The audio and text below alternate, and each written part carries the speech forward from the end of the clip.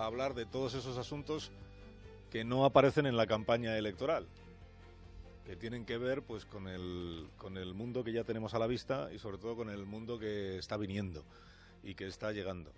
Y vamos a hablar de ello con Andrés Oppenheimer, que es autor de este libro que se llama Sálvese quien pueda. Bueno, aparte de Andrés, es el conductor de un célebre programa de televisión en CNN en español que se llama Oppenheimer Presenta, además de articulista y de analista que publica pues en un sinfín de medios, por ejemplo en el diario El País, entre otros.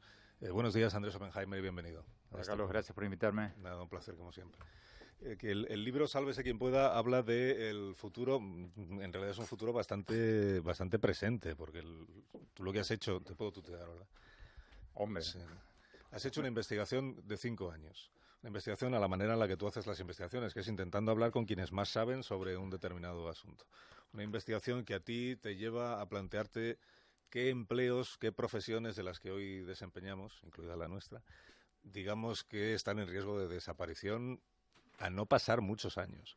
Sí, Carlos, empecé esto en el 2013 cuando un estudio de la Universidad de Oxford dijo que el 47% de nuestros trabajos corren el riesgo de desaparecer. 47%. Casi la mitad, en los próximos 10, 15 años.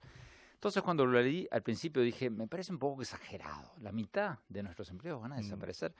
Pero después empecé a pensar en mi propia vida, en mi propio trabajo como periodista. Y dije, caramba, yo hace 5 años tenía grabado mi programa de televisión con 5 cámaras y 5 camarógrafos. ¿Cuántos camarógrafos tengo hoy? 0. Son todas cámaras robóticas. Hace 2 años yo traducía mis columnas, yo las escribo en inglés para el Miami Herald, y después las editaba en español para como 50 periódicos que la publican en español. Y un buen día en el periódico, en el Miami Herald, me dijeron, mira, a partir de hoy vamos a usar Google Translate. Adiós, traductora.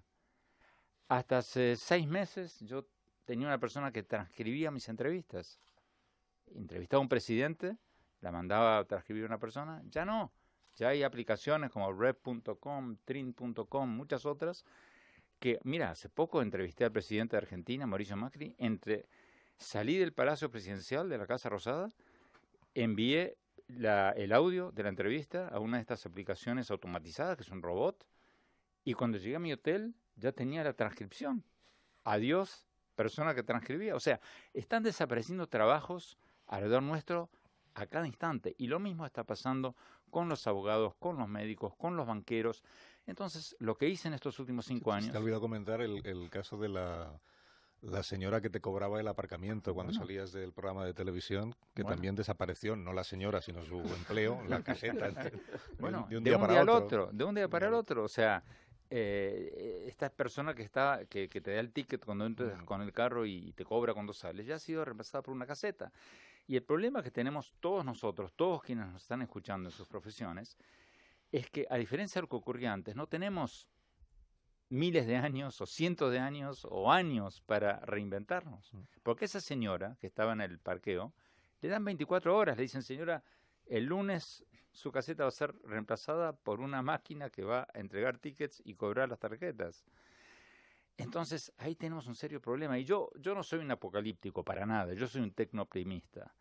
Soy un tecnooptimista a la larga, pero a la corta esto va a ser muy, muy traumático. Claro, siempre nos viene a la mente, cuando hablamos del asunto de la robotización, de la automatización, la revolución industrial, que digamos que es el precedente histórico más similar por la incorporación de un elemento. Pero la diferencia con la revolución industrial es precisamente esto que tú acabas de comentar, que es la velocidad a la que están cambiando las cosas y que las máquinas estas de ahora aprenden a hacer cosas distintas. Bueno, son máquinas en crecimiento constante, ¿no? Muy buen punto, porque mucha gente me dice, bueno, Andrés, esto de los robots que tú dices ya lo venimos escuchando desde los Jetsons, los supersónicos de hace 60 años, ¿no? Y ya hay robots en las fábricas automotrices de hace 50 años. Pero hay una gran diferencia. Lo que está pasando ahora es totalmente nuevo por 2 motivos. Los robots son cada vez más baratos y cada vez más inteligentes.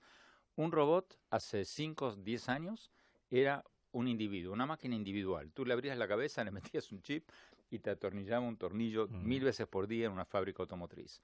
Hoy día ese robot está conectado a la nube y por lo tanto está conectado con otro robot y otro robot y otro robot y otro robot, y todos aprenden constantemente de sus aciertos y de sus errores. Y por otro lado, son cada día más baratos, porque un robot industrial hace 9 años en China, un robot industrial chino costaba el equivalente a 5.3 años del salario y prestaciones de un trabajador. Hoy eso ha bajado a menos de un año. Entonces, la gran pregunta como países y como personas es cómo vamos a prepararnos para esta robotización de nuestro trabajo. Y por eso le dediqué en este libro un capítulo a cada una de las grandes profesiones, a cada una de las grandes ocupaciones, y me dediqué a viajar por el mundo, a hablar con los grandes gurús, a preguntar qué va a ser de los banqueros, qué va a ser de los abogados. Ahora te pregunto por alguna de esas profesiones, pero empiezo por el final del libro, porque al final aparece lo más inquietante. Tú te declaras un tecnooptimista, tú explicas que los optimistas de la tecnología siempre han explicado, es verdad que la aparición de la automatización de robots, de la inteligencia artificial, hace que desaparezcan algunos empleos, pero a la vez esas nuevas tecnologías generan empleos distintos, con lo cual al final las personas sí tienen algo en lo que ocuparse. Pero al final de tu libro aparece el elemento para mí más inquietante, que es cuando dices, incluso los tecnooptimistas se están dando cuenta de que a la velocidad a la que se están sustituyendo los puestos de trabajo que desempeñan personas por los puestos que desempeñan robots, es tal la velocidad que no se están creando puestos de trabajo suficientes como para que la sociedad siga funcionando como ha funcionado hasta el día de hoy. Es decir, a día de hoy nuestro puesto de trabajo es el centro de nuestra vida económica, es nuestra fuente de ingresos y en torno a eso construimos todo lo demás. Si no va a haber empleos para todos, pero no de aquí a 100 años, sino de aquí a 15 años, ¿qué riesgo hay de que se produzca un estallido de la sociedad tal como hoy la conocemos? Yo creo que lo hay. Tú comentabas al principio de esta conversación de que no es un tema de la campaña electoral, pero debería serlo, y muy pronto lo va a ser. Porque como sociedades y como personas, nuestra vida, como tú bien decías, gira alrededor de nuestro trabajo.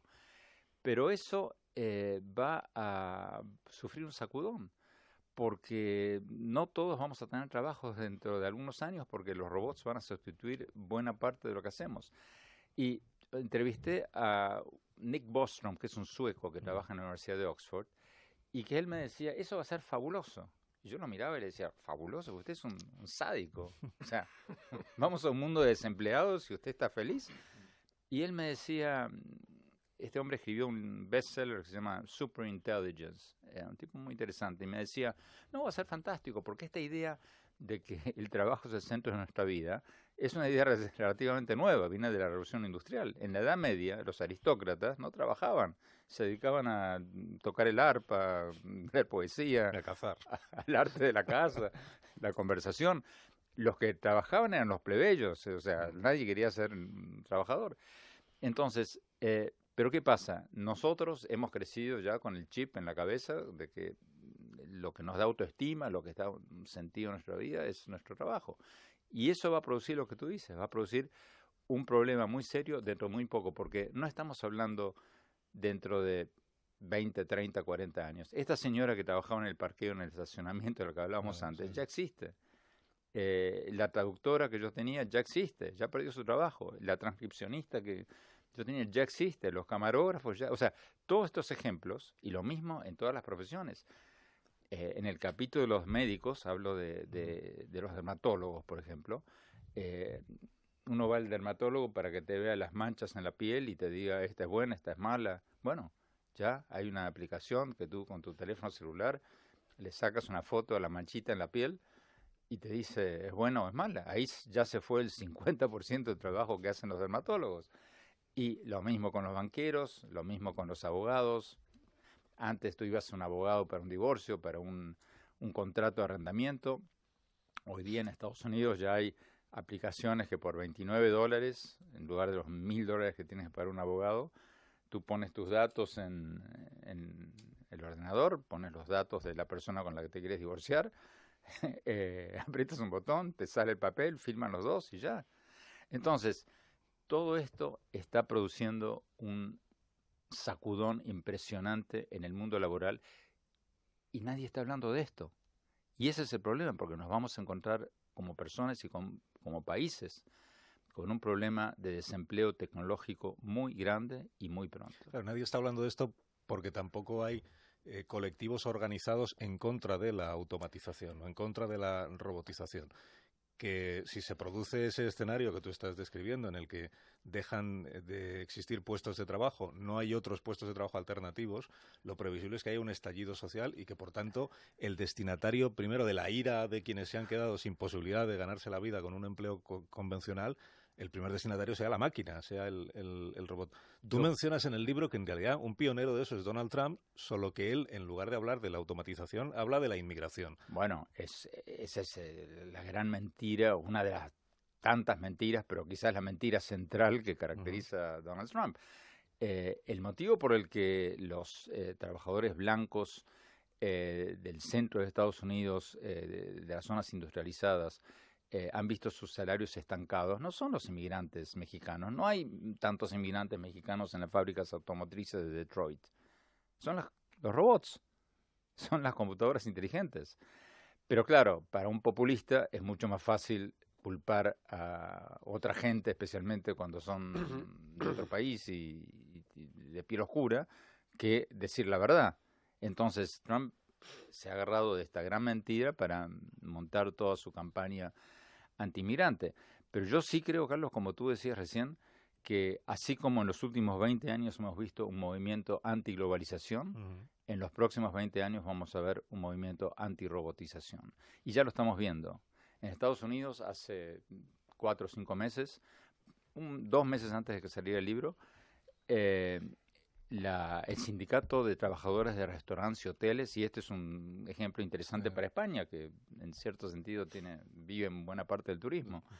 El sindicato de hoteles y casinos de Las Vegas se fue a la huelga, entre otras cosas, por el creciente uso de robots en los restaurantes y casinos de Las Vegas.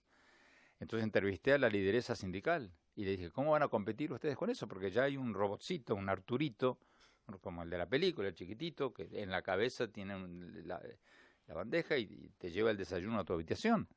Entonces yo le decía a la lideresa, ¿cómo van a competir con eso? Porque ese robotcito trabaja 3 turnos por día, no se toma vacaciones, no pide aumento de sueldo, no se sindicaliza. Entonces la lideresa sindical me decía, no, nosotros sabemos que no podemos competir contra eso. ¿Cómo vamos a competir con un robot que trabaja 3 turnos por día y no toma vacaciones? Lo que sí exigimos es que las empresas reentrenen a las personas que van a ser dejadas cesantes por la robotización, por el uso de los robots, y los reentrenen en otras funciones que sí puedan ser útiles, como por ejemplo asesores, entre comillas, en el lobby de los hoteles, turísticos, deportivos, lo que sea. Entonces ellos ya saben que es una batalla perdida. Pero lo mismo va a pasar en todas partes del mundo. En el capítulo sobre el futuro de los hoteles y los restaurantes, hablo de lo que vi en Tokio, donde pernocté en un hotel totalmente manejado por robots. Hablo de lo que vi en los restaurantes en Japón, que ya son totalmente automatizados. Tú te sientas y viene una cinta corrediza y te trae tu comida, y el chef del restaurante de sushi es un robot con 2 brazos robóticos, con el uno corta el sushi, con el otro le pone el salmón y los huevitos de pescado, etcétera, etcétera. Entonces tú me dirás, bueno, en España eso nunca va a pasar porque queremos el calor humano del camarero, del mesero. Bueno, cuidado. Es que también puede contar chistes el no robot. Siempre es así, porque pero hay una cosa, si me permites, pero es que hay clientes que no desean el contacto con el camarero y que no desean que le cuente las especialidades de la casa y que no desean que le diga qué es lo que tenemos hoy. Lo que desean hay es gente que quiere estar con sus amigos. Una tableta como esta, claro, una tableta como esta en la que dice, y hay gente que está apurada. Es uno de los grandes descubrimientos sociales que hemos hecho últimamente, que los adolescentes no es que no sepan llamar por teléfono a otro adolescente, es que les resulta mucho más cómodo grabar una nota de voz, una cosa grabada que le llega y la escucha cuando quiera. No, y en Estados Unidos hay muchísima gente, por ejemplo, que no quiere estar 10 minutos tratando de hacer contacto visual con un mozo que te pasa por todo lado y no te mira.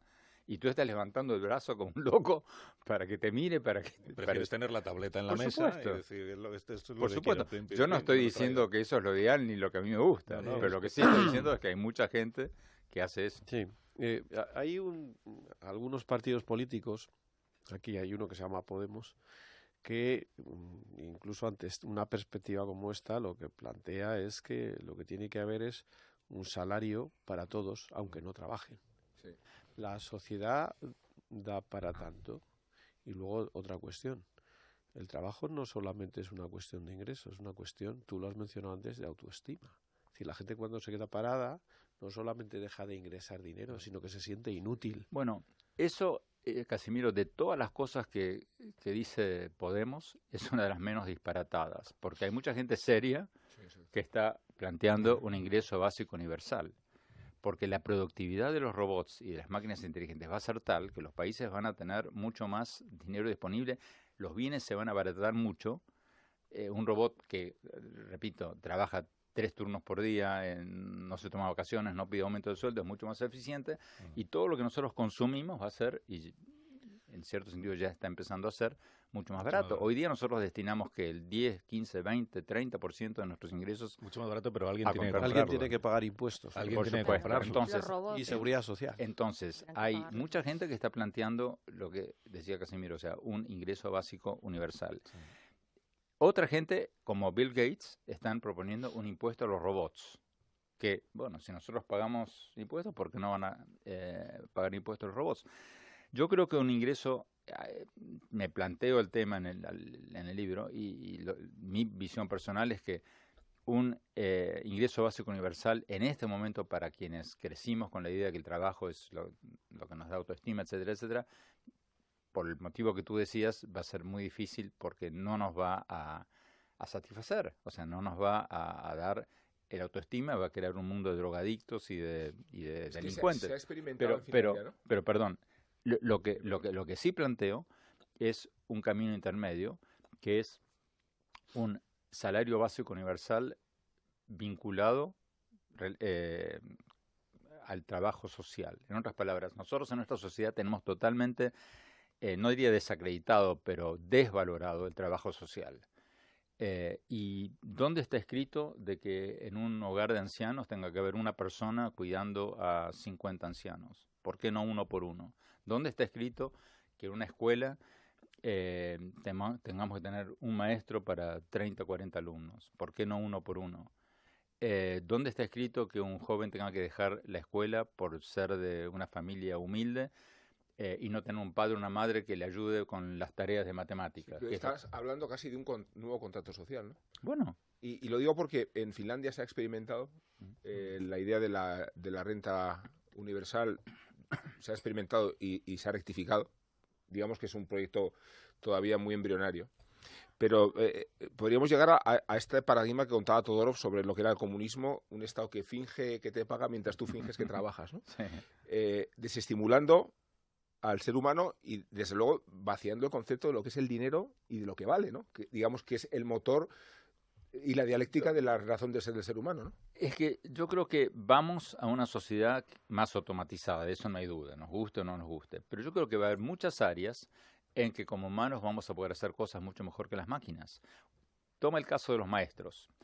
En el libro cuento en el capítulo de los maestros del profesor Einstein. Es un robotcito pequeñito, con todas las, o sea, igual que el profesor Einstein, ¿no? Entonces el profesor Einstein te enseña la regla de 3.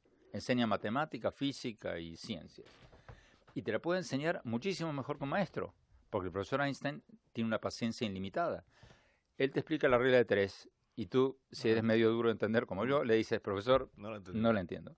Entonces te la explica de otra manera. Y tú le dices, profesor, lo siento, no me entre. Entonces, tercera, cuarta, quinta, sexta, tiene 20 formas de enseñarte un tema.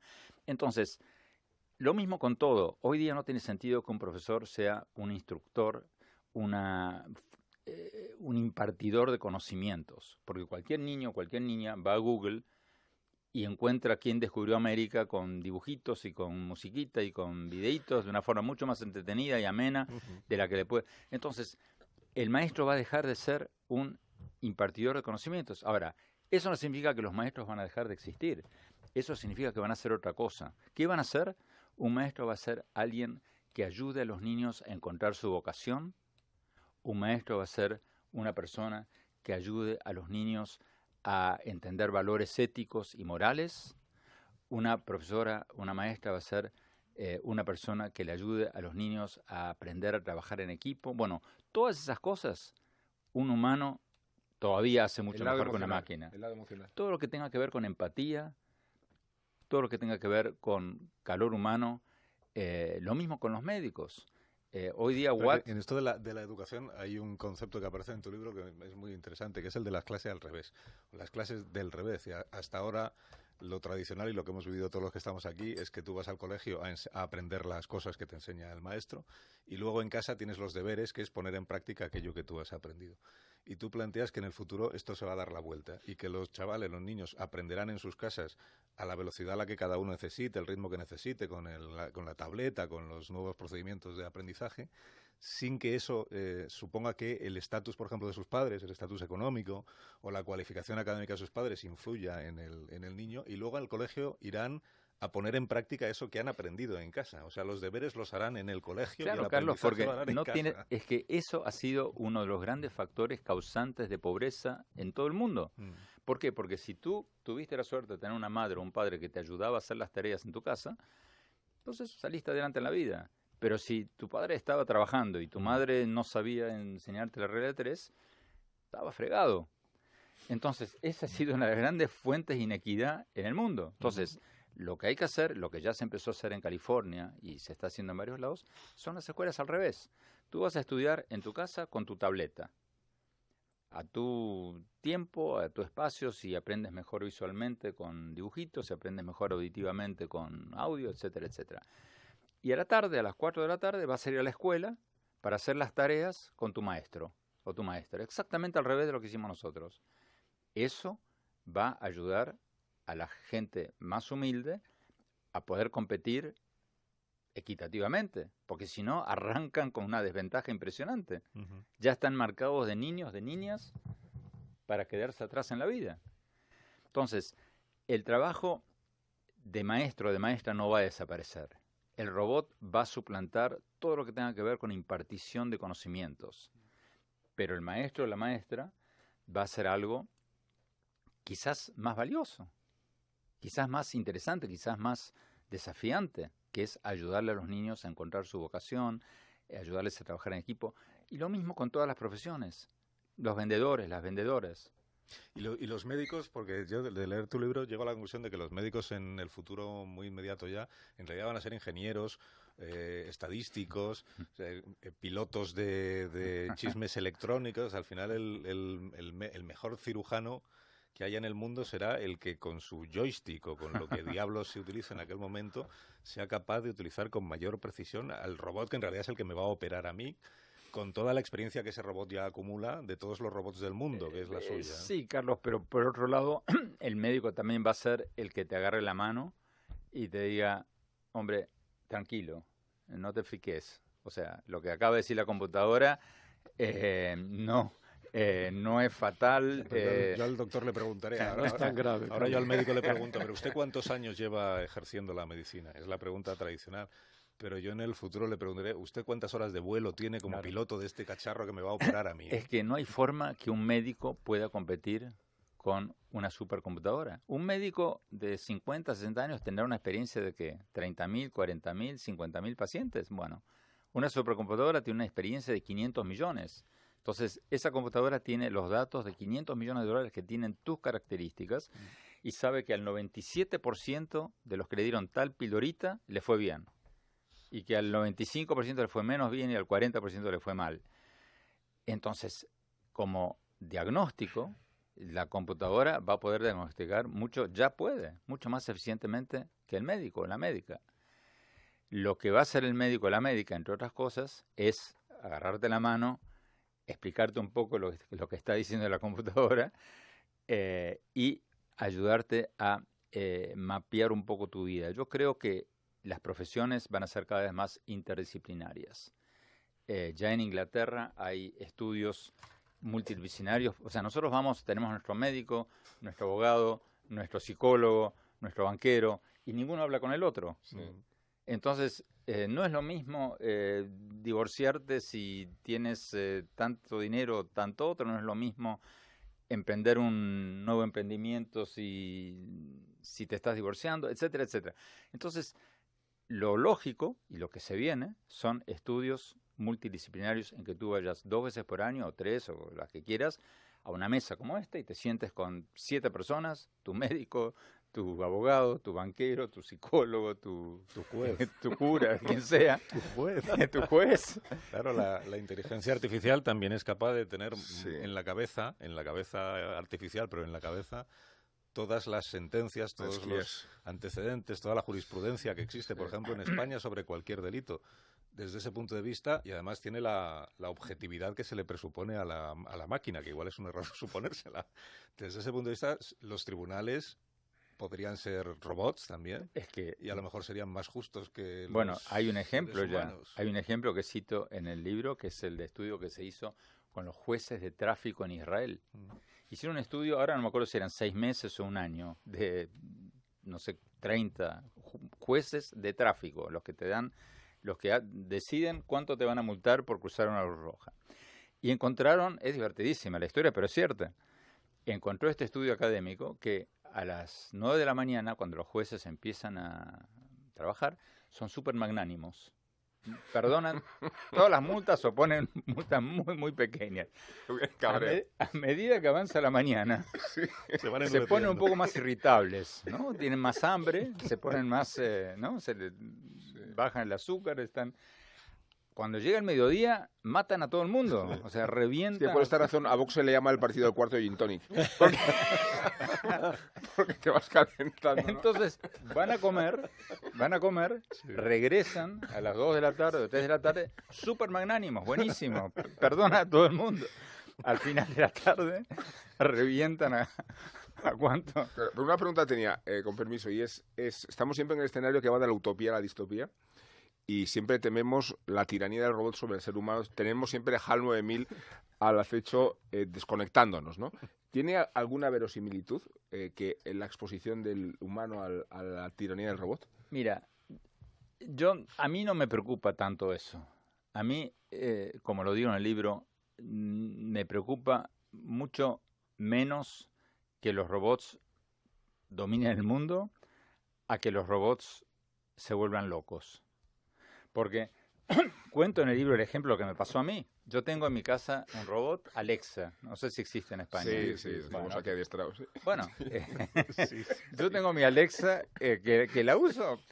La usamos para un poco como diversión, ¿no? Estamos en una mesa, en una cena, y no sabemos en qué año nació Napoleón. Y, a ver, un momento, le preguntamos a Alexa, ¿en qué año nació?